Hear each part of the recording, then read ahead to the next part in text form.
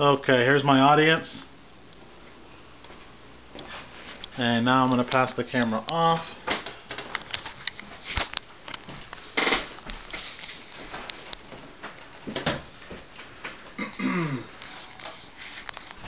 Has anybody ever wanted to see a Broadway style show for half the price, only 4 miles away?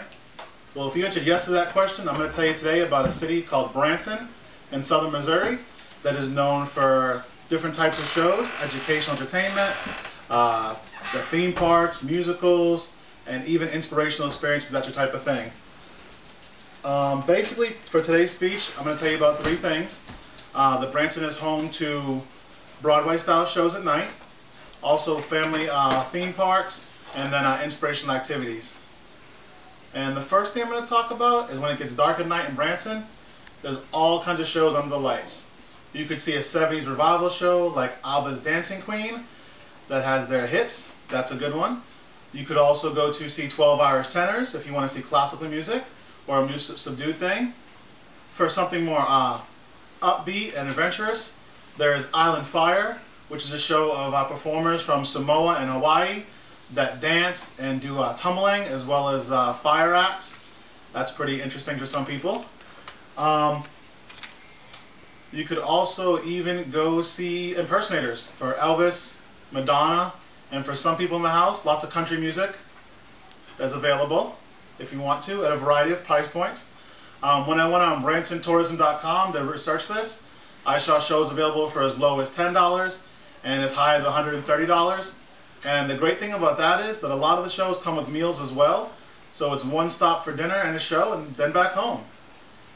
Now those things are more situated to an adult audience, but for those of us with children, there's lots of fun to be had as well.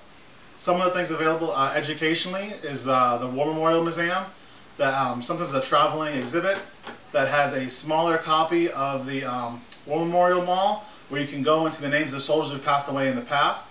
The Titanic Museum is also available in Branson, and they have artifacts from the actual ship that sunk in 1912, as well as an exhibit where you can stick your hand into a pot of water that is as cold as it was in that night.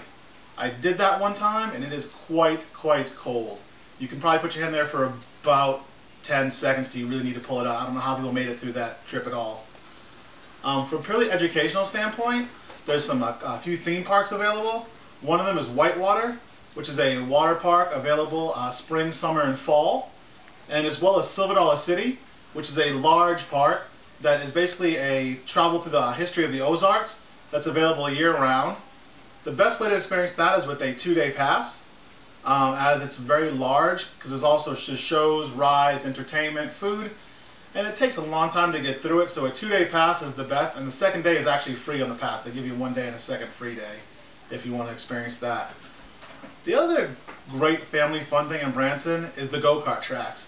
Seems like in Branson every 4 or 5 feet is a go-kart track, which usually has a miniature golf course attached to it, as well as ice cream shops and go-karts and, ice cream shops and video arcades, which children seem to love, as well as some adults love to play the video games as well.